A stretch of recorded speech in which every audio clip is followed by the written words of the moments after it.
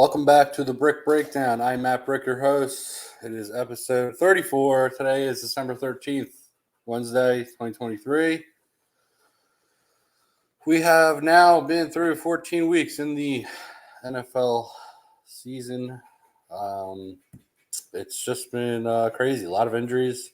Unfortunately, a lot of quarterbacks have gotten hurt this year, which kind of sucks. And we're heading on to week 15. So let's go right into the news. Grant Delpit will miss the rest of the season with a groin injury. Hope for a speedy recovery for him and the rest of the people I will name that are currently hurt. Yannick Ngakoue is out for the rest of the season with a broken ankle. The Raiders can make a change at quarterback. Could be Jimmy Garoppolo. It could be Brian Hoyer.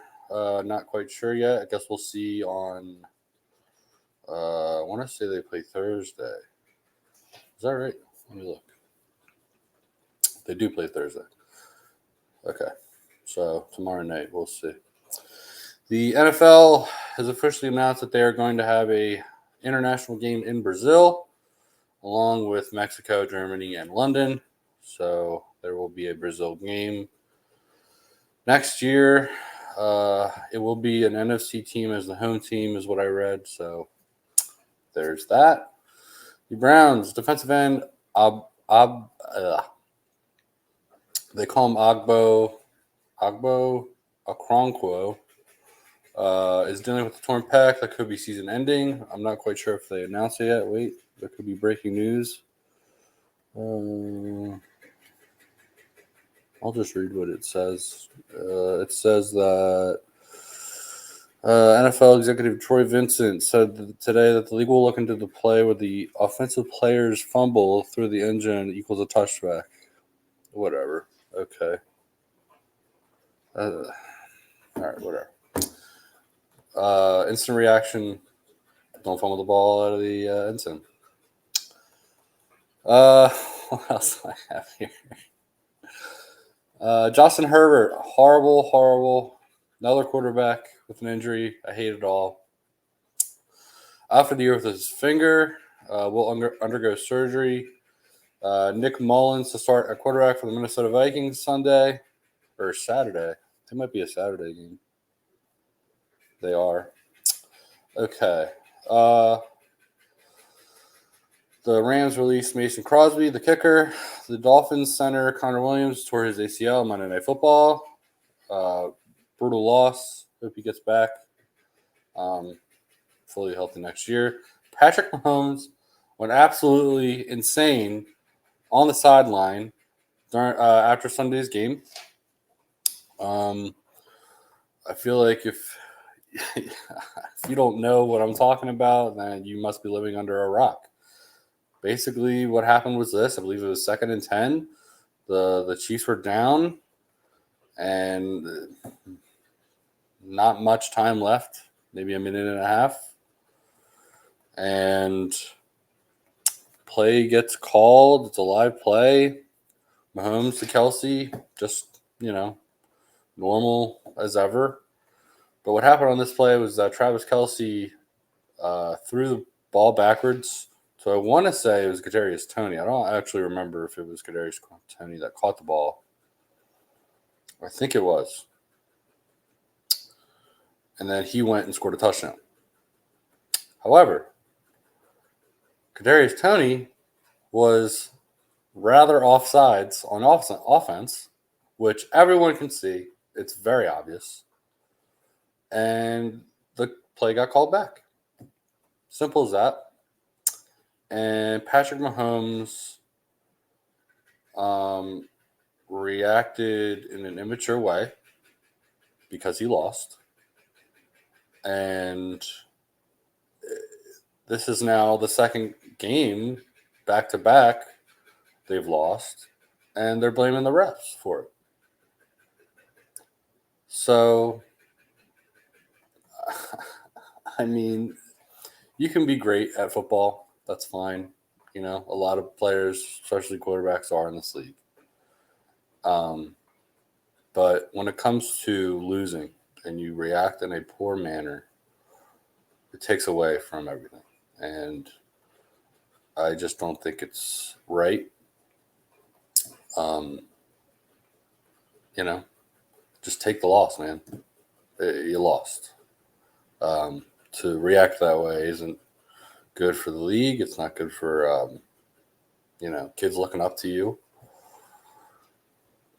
And just because you lost doesn't mean,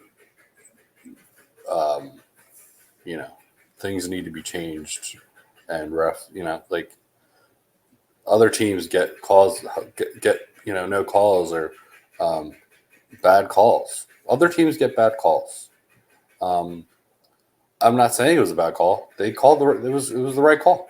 They called it right, and yes, and they were the argument is had they blown a whistle and called the play dead. Yeah, but it's not what happened. This is a man-made game, and that's just is what it is. If you're gonna cry about it, but you don't go crazy on the sideline. You don't react in a poor sportsmanship way to Josh Allen, which was horrible, just horrible.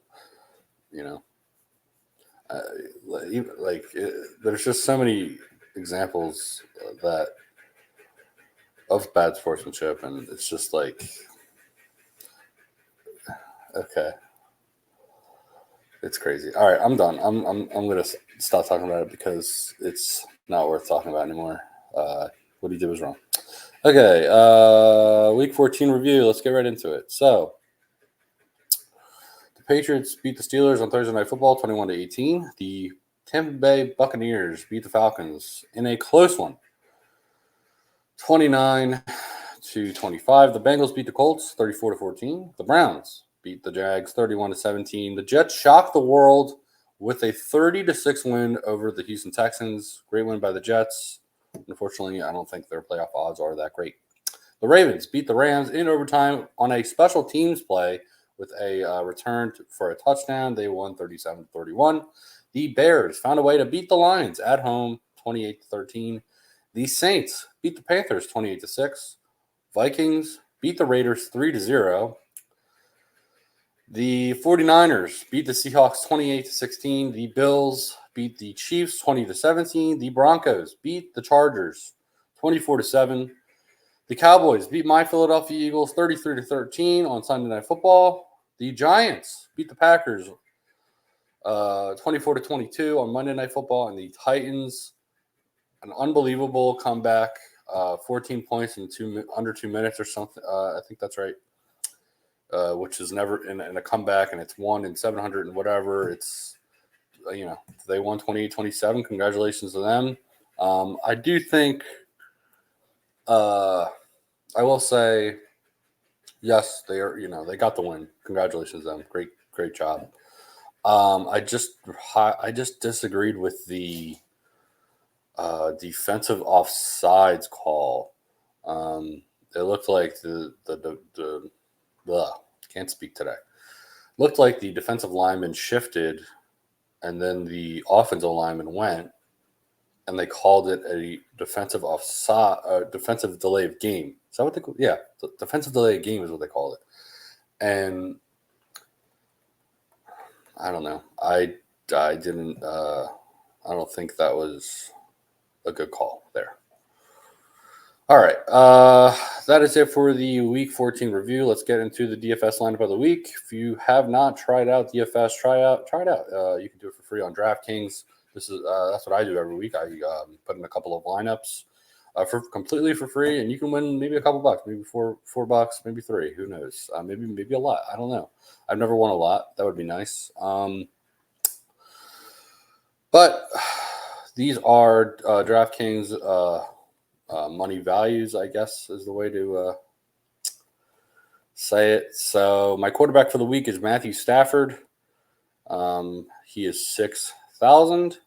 My running backs are Christian McCaffrey with that is 9,300, and Jerome Ford at 5,500. At wide receivers, my 3 wide receivers, I have Puka Nacua at 7,300. Chris Godwin at 5,900. Garrett Wilson at 5,800. My tight end is Tucker Kraft at $3,000. And my flex, stay with me. Stay with me. Hear me out. Is Treylon Burks, wide receiver for the Tennessee Titans. He is $3,000. He's very cheap. I know he's been hurt a lot this year. He came back, I want to say this last game or two. But I think with the way Will Levis is playing right now, I think Treylon Burks might start getting some targets. And I don't know. I could be 1,000% wrong.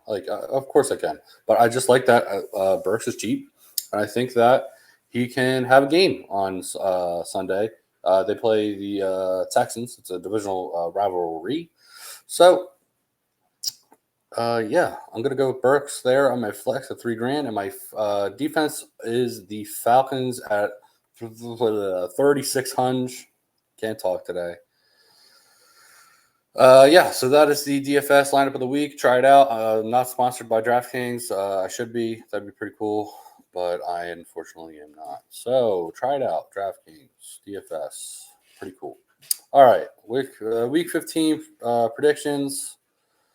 My week-to-week predictions are 124 and 84, which is 86.3%, which is pretty good. Let's get right into it. The Chargers play the Raiders in Las Vegas on Thursday Night Football. I'm going to go with the Raiders. Maybe I shouldn't go with the Raiders. I can't go with the Chargers, man. I can't. Yeah, I forgot they lost Justin Herbert. Yeah, I'm going with the Raiders. I have to. I can't. Never again. I'm never taking the Chargers again. They suck. Hold on. I'm sorry I didn't. Because I realized that there's 3 Saturday earlier today, I think. Because it was last night. It was last night when I figured it out. Okay, I have it now. Okay, so these are the 3 Saturday games. There's a 1 p.m., which is the Vikings Bengals, which it's in Cincinnati. I'm going to go with the Bengals there. That is at 1 o'clock. The Steelers in Indianapolis against the Colts. I'm going to go with the Colts. That is at 4:30. And finally, Saturday night at 8:15 is the Broncos in Detroit against the Lions. I'm going to go with the Lions. So those are your 3 Saturday games. Then you have Sunday, obviously. The Falcons are in Carolina against the Panthers. I'm going to go with the Falcons. The Bucks in Green Bay against the Packers. I'm going to go with the Bucks. The Houston Texans in Tennessee at the Titans. I'm going to go with the Texans. The Jets at Miami. The Dolphins in Miami. I'm going to go with the Dolphins. The Giants in New Orleans against the Saints. I'm going to go with the Saints. The Chiefs in Foxborough against the Patriots. I'm going to go with the Chiefs. The Washington Commanders.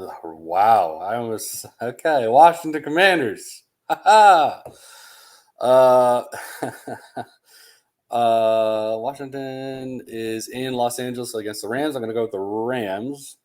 The Dallas Cowboys are in Buffalo against the Bills. I'm going to go with the Bills. The Ravens are in Jacksonville against the Jags. I'm going to go with the Ravens on Sunday Night Football. And, of course, my Philadelphia Eagles are in Seattle against the Seahawks on Monday Night Football. First thing I want to say is I realized that I've taken the Eagles on this podcast every week, I think. I could be wrong, but I'm like 99% sure. And I didn't think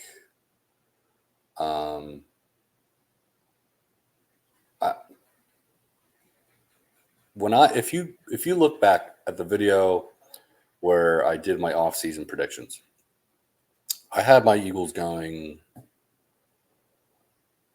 I don't even remember. I want to say like winning 13 games, which means what? You lose 4. So I am going into the season, I thought we were going to lose some games.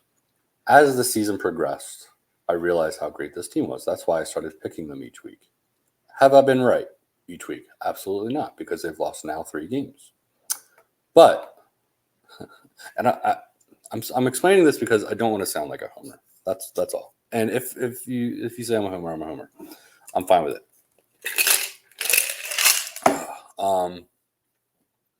But yes, the Eagles just got absolutely embarrassed again on Sunday Night Football against the Cowboys. I completely understand. If anyone knows, I know. I'm an Eagles fan. The defense doesn't look great. Looks really bad. I think there are. I will say I think there are some strengths to the defense. Yes. Are they? They're not. They're just not executing. They're not playing to the best of their ability, which is a coaching thing. It's a player thing. It's a team mentality. All of that. Then you have the offense. On offense, the offense has been stalling, and it's not looking good, which is unfortunate. You know, and yes, we've lost 2 in a row, and those were probably the most important games of the year for fellow Eagles fans and Philadelphia. But this team is 10-3. I'm not gonna cry and panic and freak out over that. I'm just not. Teams would kill to be in the position we're in. Kill. 10-3 is not a bad record. Yes, did we lose the most important games of the year? Yes, we got destroyed. Back to back. We've had a tough schedule. We did beat the Chiefs. We did beat the Bills. We haven't looked like that since. But there are 4 games remaining in this season.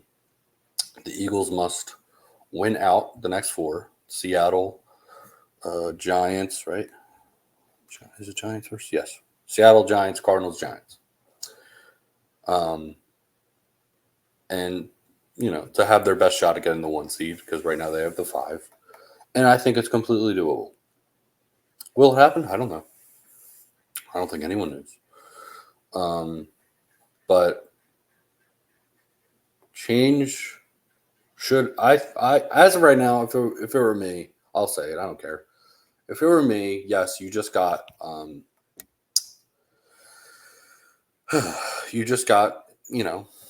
crushed back to back. I would probably I would highly consider giving Nick Sirianni the play calling again, because of what's happening on offense. Simple as that. They have decided not to do that. They already announced that, which I'm not a big fan of, whatever. But if they lose again this week, which would be a slew of a mess, it must happen for us to change and figure it out. This week will be a very telling week for the Eagles, in my opinion. Yes, I know you can argue that they just lost 3 games. The very obviously was already told.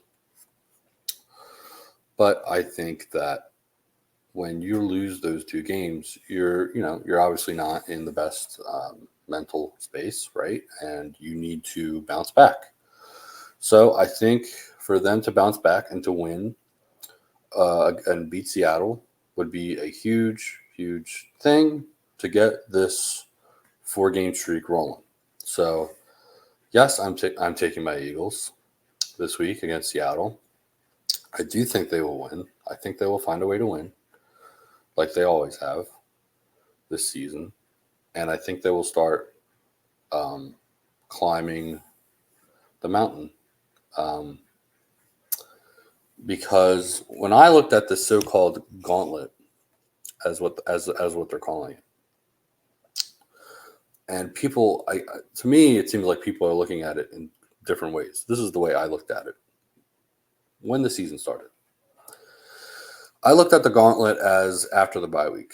So the Chiefs, Bills, Niners, Cowboys, Seahawks. That was the gauntlet, in my opinion, those 5 games. And I said we need to win 3 out of 5. So if we win and beat Seattle, we will get the 3 out of 5 and we'll be in great shape. But obviously, anything can happen in this league, and that's the truth. So I think they will win. It's we're in December now, and you need to win the football games to secure vitally important seeds in playoffs or not.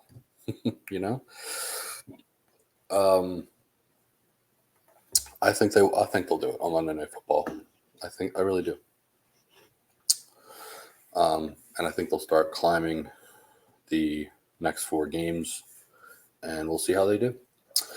All right. Enough of that. That's it for this episode. Enough of my Eagles rant. We'll finish it with the quote of the day. Today's quote of the day is, "Love is a smoke made with the fume of sighs." That is some Shakespeare for you. Thank you so much for listening to this podcast. Please like, subscribe, leave a review, leave a comment. Tell me what you think about this podcast. Do I suck? Do I not even know what I'm talking about? Do you hate me because I'm an Eagles fan? All that great stuff. Or not. Maybe you love this podcast. Maybe you listen to it. Maybe you just can't get enough.